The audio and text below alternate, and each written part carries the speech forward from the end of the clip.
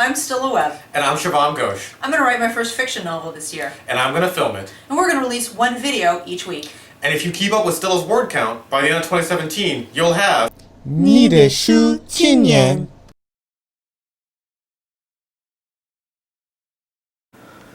We are live. 3, 2, 1. Woo!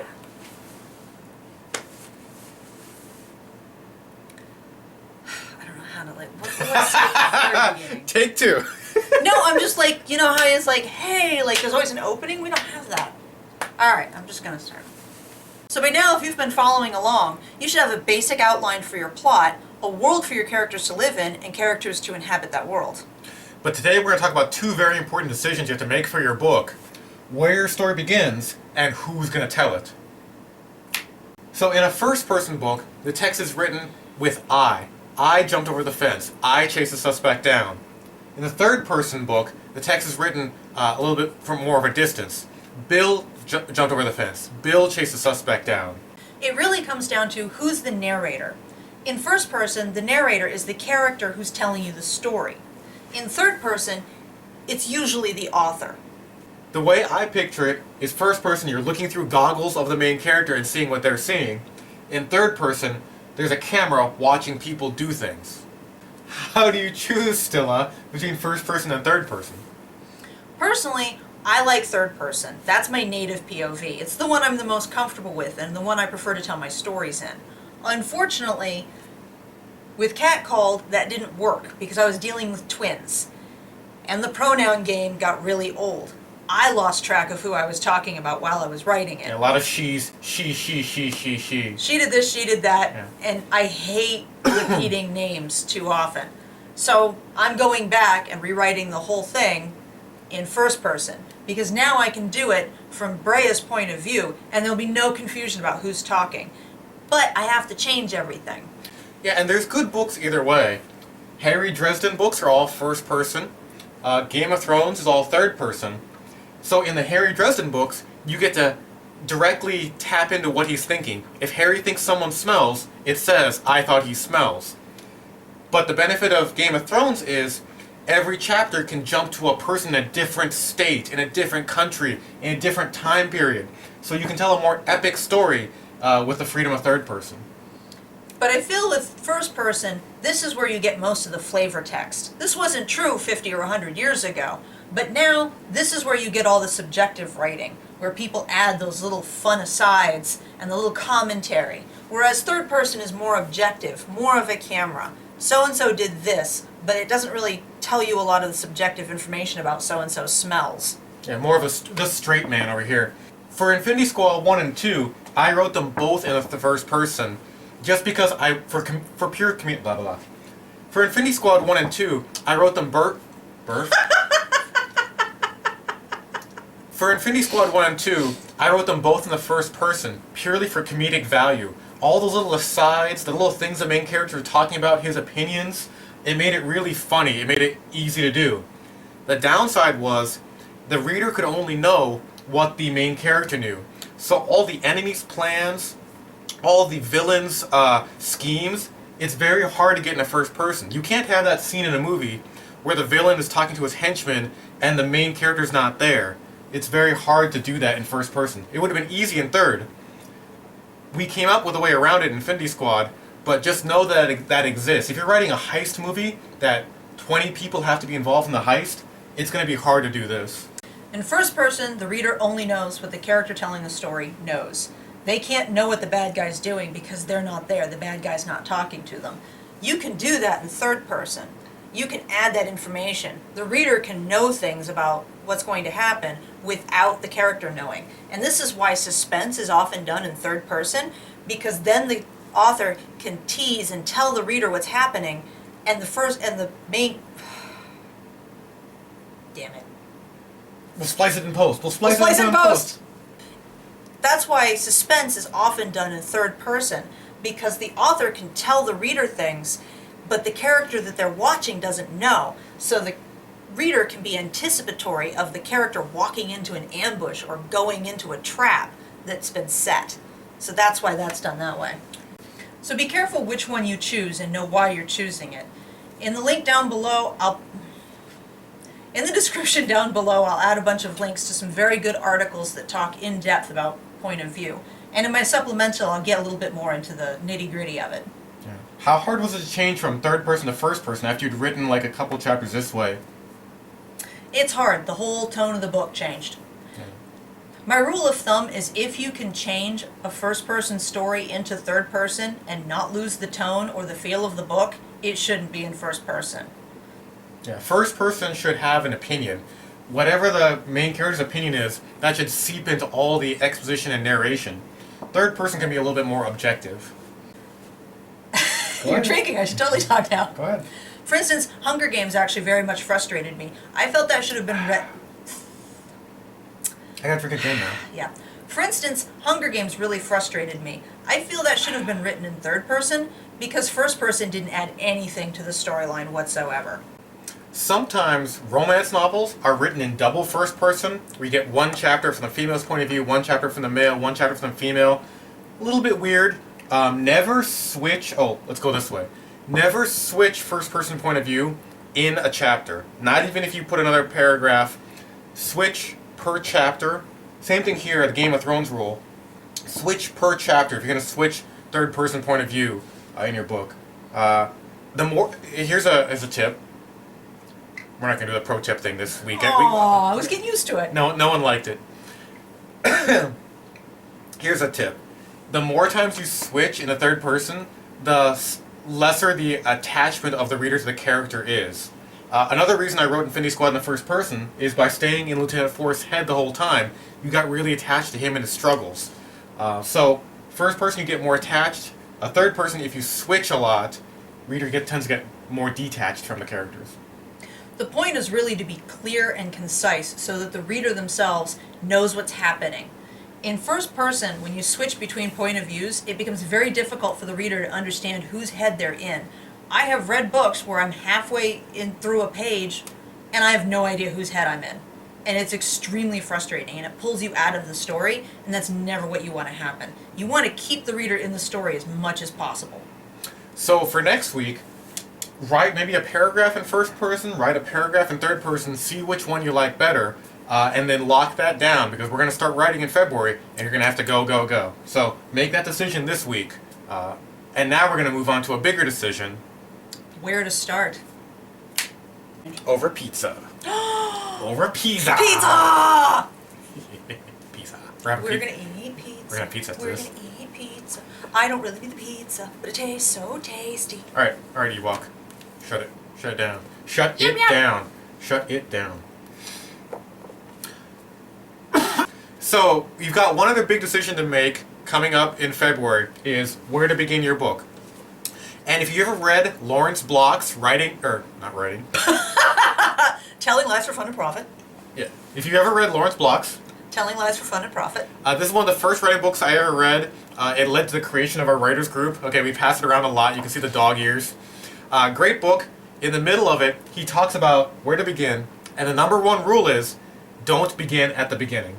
We don't need any more origin stories. We are up to our eyeballs in origin stories. They're typically boring. How many Batman movies have we been through that have an origin story? How many times do we all complain about it? If you're going to start a Batman movie now, start it with him being Batman. He's chasing down criminals. Don't start with him being born, his parents getting killed. I see one more cutscene of his parents dying. Yeah. If you think of the movie Suicide Squad, which just came out and flopped, they started with the characters in jail. Then they introduced every character one by one. Then they introduced the Suicide Squad. Then they introduced the characters again. Then they almost went on their mission, they prepared, then they went on a mission. What if they just started Suicide Squad with them on a mission? How much more exciting a movie would that be? That would be a really good movie. Batman being Batman. It was a really bad movie. I threw my book away. Also, don't throw your writing books away in the middle of a video about writing. Alright, another interesting Lawrence Block tip. Oh God. I was gonna blow that off. I'm sorry. You always mess up my prop work. Did you? That wasn't work. That was just there. Another good Lawrence Block tip for this is write your first chapter, write your second chapter, and then throw away your first chapter. Just start with your second chapter. try it out. It'll make your books more interesting. Another way to look at this is to start right before the action's about to start. Right before something is about to happen. It landed on the shelf that time. Oh, nice. Don't spend a week with the character just living their lives, doing things, talking to their mother. Do it the day before something happens to change their whole world. Yeah. We actually got an email on this. Our email address is, again, hey@getwriting.wang. We'll put it in the description. It's a real email address, we swear. We got our first email about this. A person asked where to start their book, and that's what we suggested. Start the day before something happens. Yeah. The setup shouldn't be very long. Yeah. In fact, this is easiest for first-time writers. Don't do a prologue. Okay, what? Yeah. Hold on. I've got it on my card. Prologues are never needed because you can't win. Think about it this way. If you have a really slow, boring prologue that like sets up the whole world, that's a bad way to start a book. That's a boring way to start a book. If you have a really fast-paced, action, interesting prologue, then the first chapter is a letdown. Game of Thrones? The first chapter was a little bit of a letdown. But you can't win with prologues. Unless you're a very talented writer, don't even bother doing them. Prologues are never needed. That's a skilled writer's bailiwick. Yeah. For Infinity Squad 1, I literally started the book in the middle of a fight scene. It was kind of hard and tricky to put in backstory and character and set up the world while he's fighting something to the death, but it's one of my proudest moments in the book. It just starts off with a real bang. The train starts off at 100 miles per hour. But it's still just before the actual action of the story itself takes off. Yeah, it's just another fight, but it's right before the main fight. So In Catcalled, I'm not giving them an origin story. They're already cat shifters. They've already lived most of their lives. They're just about to... that's staying in. The more of your tongue they can see, the better. No! In Catcalled, I'm not starting the story at the very beginning of their lives, or even the beginning of them getting their house, or any of that. It's starting right before things start to happen. The big mystery. The party is the setup with a tiny bit more, and then things are happening. They're in the adventure. It gets going. So, my setup is very small. Yeah, a little peek behind the curtain here. So, my next note card for you guys. Stop letting them peek behind the curtain. They can see behind the curtain. This is something either Steve Martin or Harold Ramis said. I don't know which one. I tried to look it up. But it's put the weirdest thing first. The weirdest thing that's going to happen in your story, have it happen first. If it's a time travel story, have time travel happen first. If it's a magic story, magic spells first. Because that way, that audience knows, okay, this is the kind of story we're in. In my Infinity Squad, soldiers can die and get resurrected when they download their consciousness into a new clone body. That happens in the first chapter. Start with the weirdest thing first, so you don't surprise the audience.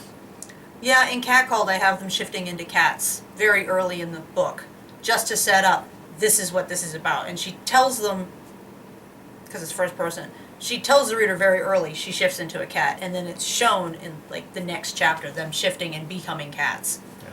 If it's a vampire story, you don't have to show vampires in the first chapter, but the main character should read a book about vampires. There should be some foreshadowing. There should be a news report about blood sucking, right? So foreshadow or do the weirdest thing first. That's actually why George R. R. Martin put the prologue in. Yeah. But again, if you want to talk about the Game of Thrones prologue, you develop an interest in those characters, you start loving those characters, and then you never see them again. They're just dead, and you're like, oh, I guess my love for those characters... Yeah. I can talk about this. This is a Dan Harmon story point. Remember when you talk about the baby ducks? No. Yeah. Readers are like baby ducks. The first thing they see in a book, they're going to latch onto. So if you show them an extraneous character, they're going to start investing their love, they're going to start caring about that character, and then when you kill them off and try to re-latch them on to something else in the second chapter, it's not going to be as deep as attachment. Readers are like baby ducks. They're going to latch onto the first thing they see. Make it something cool. Yeah, I've done that. Yeah. Everyone, that's how things are, yeah. Yeah, makes sense. Yeah. That's why prologues are never needed. You don't want the readers latching on to the wrong character. And don't do time jumps. Not in your first Oh book. God! Oh, the 3 days later, 3 days earlier. Yeah. Oh God! I yeah. hate it in movies. I hate it in books. Please, it's so overused and badly. This is a virus that's infecting all low-budget horror movies. Is starting in the middle of the action and then going to have a title card that says 3 days earlier. It's terrible. It's just, it's an epidemic. You might only write one book in your life. Make it cool and memorable. Start in the middle of the action and then just ramp up from there. Don't fall back into a lamer origin story. Yeah. Don't invest yourself in gimmicks. Just don't. Learn the tools of writing first. Learn how to do the basics well. Then you can start playing with it. Yeah, Don't do time jumps. Yeah. Oh. Yeah. It's gotten to the point where we'll watch a movie, we're like, oh, let's try this movie. Oh, this is cool. Oh, no, they didn't. Well, Don't start with a flashback. yeah. You can do flashbacks later. Yeah. Later. I was trying to wrap up, but I'm sorry. it's okay. Yeah, so avoid prologues, time jumps, starting too early. Yeah. This might be a very short episode. Yeah. Maybe we should have an episode of where to end. We don't know how to end this episode. Our email address. So again, it's a really address, we swear. We don't know how we end up with this domain. But both Stila and I get it. We had one person email us there about their plot. So if you have any questions on your plot, the story beats, how to make characters more interesting, where to start, the plan for the rest of the year, let us know at hey@getwriting.lang. And this is it. Next week we start writing. So do your homework. Yeah. Next week we're going to kick off and we're going to do 500 words a day until we get the first draft done. If you want to know the plan, go back and watch episode 00, The Plan, which no one watched. It lays out what we're going to do for the whole year. So, but anyway, any questions here? And that's about it. We'll see you next week when we talk about how to find time to write. Stay awesome, Gotham.